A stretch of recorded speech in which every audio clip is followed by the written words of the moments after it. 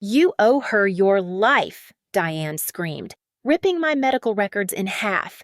The paper snapped like dry leaves. Pages floated across the hospital floor, brushing the toes of my shoes. Ashley watched from her wheelchair. My father stared at me like I had already killed her. I should have been shaking. Instead, I smiled. Then I took the pen from Dr. Miller and signed the consent papers. 3 days later, he placed the genetic results on the table and read the first line aloud. My mother went pale. My father stopped breathing. Ashley looked at them. Not me. That was when I realized they had all known. The blue pencil rolled beneath my coffee mug and stopped against a floor plan. I pulled it free, redrew the doorway, and widened the path between the bed and hall. In my work, I always left people a clear way out. Maybe that was because I grew up in a house where every room felt like a trap. At 31, I designed calm spaces for other people, warm kitchens, quiet bedrooms, living rooms where nobody measured the distance to the nearest door. My apartment in Columbus was small, bright, and carefully arranged. Pale wood, soft lamps, plants on the windowsill. Nothing expensive, nothing chosen to impress anyone. In the bottom drawer of my desk, beneath old sketches, I kept one family photograph from Thanksgiving. Ashley stood between Diane and Thomas, all three smiling at the camera. I was at the edge of the frame, holding a paper plate and looking away. That picture explained most of my childhood. Ashley broke things. I apologized. Ashley lied. Diane called it sibling rivalry. Ashley shoved me hard enough to leave bruises. Thomas said I was too sensitive and asked why I always made the house miserable. By 16, I had learned that telling the truth only gave them more words to use against me. So I became quiet. Not weak. Quiet. I saved messages. I remembered dates. I stopped begging people to believe me. The only dream I refused to surrender was design. Ashley had hidden a letter offering me a place in a summer arts program. I found it months later in her closet, after the deadline passed. Diane said Ashley must have forgotten it. Thomas told me talented people always found another opportunity, so I did. Years later, I built a career from making sure people never felt overlooked in their own homes. Then my cousin called. She did not ask how I was doing. She told me Ashley had a serious blood disorder and needed a stem cell donor. The old reflex returned before I could stop it help first, hurt later. I agreed to be tested without telling Diane or Thomas. 2 weeks later, the clinic confirmed I was not a match. I stared at the result until the words blurred, then slipped the page into a clean folder. 10 minutes later, Diane called. "Family needs to hear this from the doctor," she said. I recognized the warning hidden inside her voice immediately. On the floor plan beside me, the doorway I had widened was dark with fresh pencil. By the time I reached the hospital, they were already waiting. Diane sat beside Ashley's wheelchair, one hand around the handle as if she owned the chair, the room, and whatever happened next. Thomas stood near the window with his arms folded. The empty seat faced all three of them. I chose the chair closest to the door. Dr. Miller had not arrived. Diane looked at the folder in my lap. "What did you bring?" "The result you asked to hear from the doctor." Her mouth tightened. What else? That was my first warning. The second came from Thomas. "If Ashley gets worse because you refused to cooperate," he said, "people will know who made that choice." I didn't refuse. Ashley laughed. You expect us to believe that her voice was softer than I remembered, but the contempt was the same. I took the test. The clinic confirmed I'm not a match. You did something, Diane snapped. Delayed the sample, took something. Gave them bad information. That isn't how matching works. You always have an excuse. I opened the folder and placed the result on the table. Beneath it were copies of the evaluations from when I was 16. Thomas saw them. "What are those records from when you told everyone I was unstable?" Ashley rolled her eyes. "Here we go." The door opened, and Dr. Miller stepped inside. Diane pushed to her feet. She owes Ashley her life. She shouted, "We raised her. We fed her. We gave her everything." Then she grabbed the papers. The first page tore down the middle. The next split crookedly beneath her fingers. White pieces drifted onto the carpet. One landed beside my shoe. Dr. Miller's voice hardened. "Mrs. Parker, stop!" Diane kept tearing. "These lies don't change what family does." "They're copies," I said. Her hands froze. "The originals are safe for 1 second." Only the vent hummed above us. Dr. Miller stepped between Diane and the table. He explained that my test had been processed correctly. I was not a suitable donor. Medication, anger, or intention could not alter the markers. Ashley leaned forward. "But we're sisters. Biological siblings can still be incompatible," he said. "This result does not prove or disprove a biological relationship." Ashley looked at me. "Then prove it." Diane turned so fast the wheelchair handle squeaked. "That is not necessary." Thomas cleared his throat. "Doctor, stay focused on treatment." But I was watching them. Diane's fingers locked around her purse strap. Thomas would not meet my eyes. Dr. Miller said a kinship test could answer the question, but only with consent from both of us. "I'll do it," Ashley said. She wanted to prove I was lying. I took Dr. Miller's pen. "So will I." Diane whispered my name like a warning. I signed. Ashley signed after me.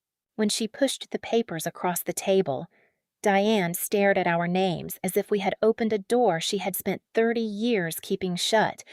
I spread the surviving papers across my kitchen table that night, not because Diane had destroyed anything important. She hadn't. Every page she tore was a copy, but I needed to see the pattern laid out in front of me, on the left. I placed what my family had always said: too sensitive, unstable, ungrateful. On the right, I placed what other people had written when they thought no one in my family was listening: trauma response, fear of returning home, consistent history, in the center. I put the only thing that mattered now, the clinic's confirmation that I was not a match. I made 3 calls. First, I called Dr.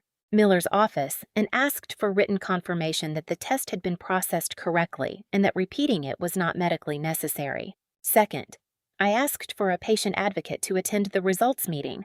Third, I called my therapist. She listened without interrupting. "What do you need to feel safe in that room?" she asked. "A clear exit." "Good. No one touches me." "Good. And if they start rewriting what happened, I leave." There was a pause. "Bella," she said, "you don't need their agreement for a boundary to be real." I wrote that sentence on a yellow note and stuck it to the inside of my folder. The next morning, I withdrew permission for the hospital to share any of my medical information beyond the joint kinship result Ashley and I had agreed to receive. I also asked that every future conversation about donation be documented. No extra testing, no private calls with Diane, no messages passed through Thomas. Everything in writing. Megan came over after work, carrying takeout and a grocery store cake with crooked blue frosting. "You look like you're preparing for trial," she said. "I'm preparing for my family." She looked at the stacks of paper. Same difference. I almost laughed. Then she picked up one of the old messages Ashley had sent years ago. "You should be grateful they kept you." Megan's face changed. She knew. She knew something. "And your parents let her use it." That was the part I still could not fit inside my chest. Not the possibility that I had been adopted. The possibility that they had watched Ashley turn that truth into a knife. Then convinced me the wound was imaginary. I remembered being 16 in a locked hallway, sitting beneath fluorescent lights while adults discussed whether I was safe to go home. I had stared at the door and waited for someone else to decide my life. This time, I would sit beside the door because I chose to. Before leaving, I photographed each page and sent the copies to a secure account. It felt almost absurd, protecting paper from people who had spent years destroying meaning instead. But caution was no longer fear. It was proof that I finally trusted myself enough to prepare this time. By Friday afternoon, the hospital confirmed the kinship results were ready. "Doctor." Miller offered to tell me privately. I said no. Ashley had signed for a joint disclosure. So had I. For once, the truth would enter the room before Diane could edit it. I closed the folder and slid it into my bag. On top were 3 labels in plain black ink: health, history, consent. Then I placed the sealed envelope on the table across from 3 empty chairs and waited. The door clicked shut behind Diane, Thomas, and Ashley. Dr. Miller placed one folder in the center of the table. No one reached for it. The patient advocate sat near the wall with a legal pad on her knee. A security officer waited outside the glass panel. I took the chair beside the door and set my own folder across my lap. Diane stared at the sealed results. "Can we stop wasting time?" she said. "Ashley needs treatment." Dr. Miller folded his hands. "Before we discuss the kinship test, I need to clarify Bella's donor status." Thomas shifted beside the window. "We already know what she claims." "This is not a claim," Dr. Miller said. Bella completed the required testing voluntarily. Her sample was processed correctly and reviewed. She is not a compatible donor for Ashley. Diane opened her mouth. He kept going. "There is no medically necessary repeat test. There is no medication, behavior, or personal choice that could have changed those results. Bella has not refused a viable opportunity to donate." Ashley's fingers tightened around the blanket over her knees. "So that's it?" she asked. "She just gets to walk away." "I completed the process," I said. "The result wasn't something I chose." "You're enjoying this." "No, you always hated me." I looked at her pale face, the hollow shadows beneath her eyes. "I hated what you did to me." "That is not the same thing." Diane slapped her palm against the table. "This is exactly why we never should have let therapists fill your head with poison." The patient advocate raised her voice. "Mrs. Parker, you were informed that this meeting would end if you continued to harass her." Diane leaned back, but the anger stayed in her eyes. Dr. Miller opened the folder. The kinship analysis was conducted using verified samples provided by Bella and Ashley. Both signed consent to receive the results together. Thomas finally looked at me. "This proves nothing about family." "No," I said. "It proves whether you lied." Dr. Miller read the conclusion in a steady voice. "Bella and Ashley are not biological sisters. The analysis does not support a full sibling or half-sibling relationship." Diane's lips lost their color. Thomas's shoulders dropped as though someone had cut a wire inside him. Ashley did not look at me. She looked at them. "You knew," she whispered. Diane reached for her hand. "Ashley, this isn't the time. That means you knew." Thomas cleared his throat, but his usual authority had vanished. There were reasons. I watched all three of them. Ashley's fear, Thomas's calculation, Diane's panic. 30 years of confusion rearranged themselves in front of me. I asked my first question. "How long did Ashley know she didn't?" Diane said. Ashley pulled her hand away. "I heard you talking when I was 9. Diane turned toward her. "You misunderstood. You said Bella's parents were dead." Thomas stepped forward. "Enough." I asked my second question. "Did you know she used that against me?" Neither of them answered. Ashley did. "Mom told me not to say it where you could hear." The air vent rattled above us. Diane's face hardened. "You were children. She put bleach in my shampoo." "A stupid prank." She pushed me down the stairs. "You were always clumsy." She hid my art program letter. "You found other opportunities." Each answer came faster than the last. As if speed could turn denial into truth. I asked my third question. "Why am I only your daughter when Ashley needs something from my body?" Diane stood. "We took you in when no one else wanted you." My chest tightened, but my voice stayed level. "You keep saying that like adoption was a loan. We fed you, clothed you, educated you. You did what parents are legally and morally supposed to do. You owe this family." "No." The word was quiet. Diane blinked. I opened my folder and placed the written donor confirmation beside the kinship result.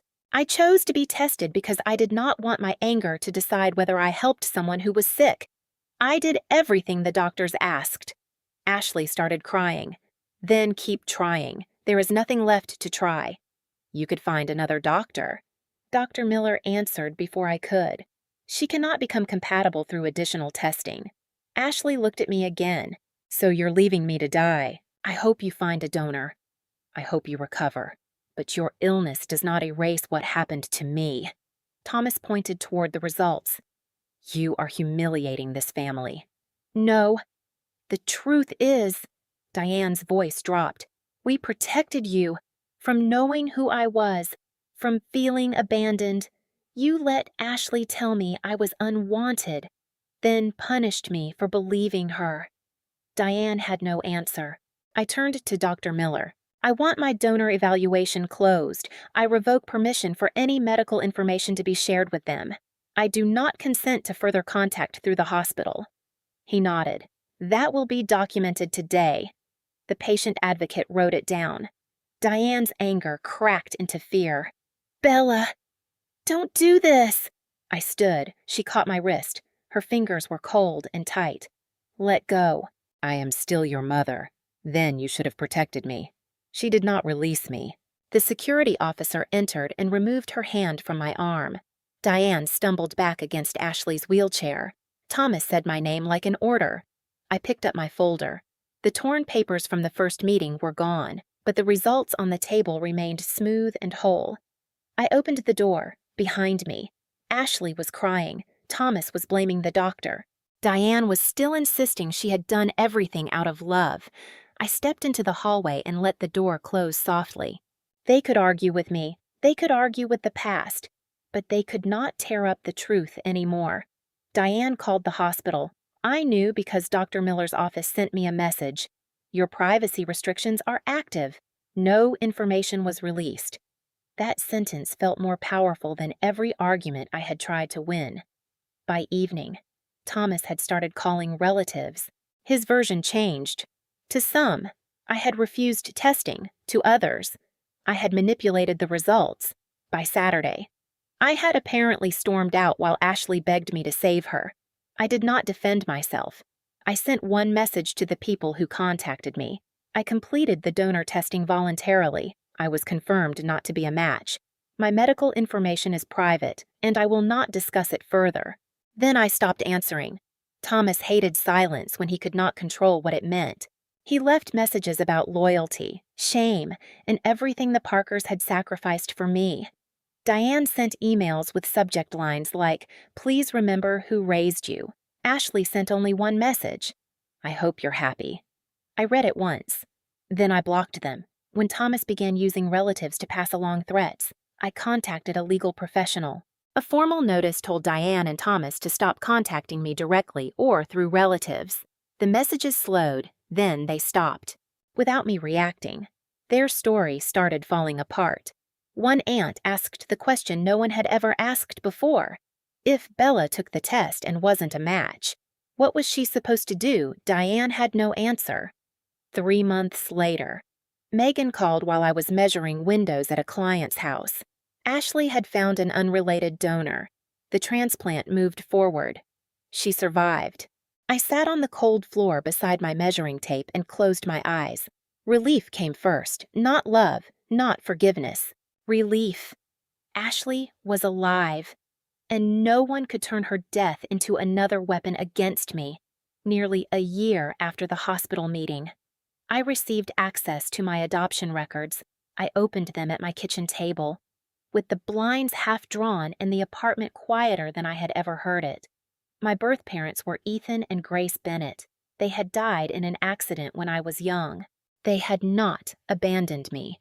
I pressed my fingers to that sentence until the page warmed beneath them. The records explained why Diane and Thomas had adopted me. Diane wanted another child.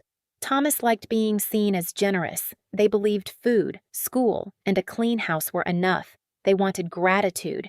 They had not prepared for grief, questions, or a daughter who needed protection. My birth name was Bella Rose Bennett. I kept Bella, but I restored Rose as my middle name.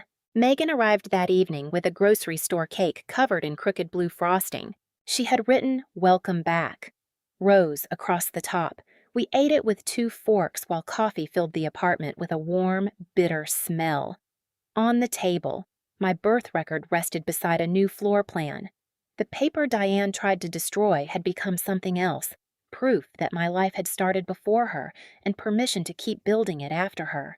18 months later, I was sitting across from Megan in a coffee shop, reviewing plans for a small house with wide hallways and too many windows. Then I saw Diane outside. She looked older, smaller somehow. She stopped at the glass and lifted one hand. "I'm sorry," she mouthed. I believed she meant it. That did not mean I had to open the door. I nodded once. She waited. Then she walked away. Megan looked at me. "You okay?" I wrapped both hands around my coffee. "I am." For years, I thought healing meant getting the apology, the truth, and the family I had been denied. I was wrong about one thing. Healing was not getting them back. It was no longer needing them to choose me. Family is not a debt. Love is not ownership. And gratitude does not require you to surrender your body, your dignity, or your peace. You can forgive someone and still keep the boundary. You can hear "I'm sorry" and decide the door stays closed. If you have ever had to protect yourself from your own family, share your story in the comments and subscribe so you do not miss the next one. They once tried to tear up my story, but the final page was always mine.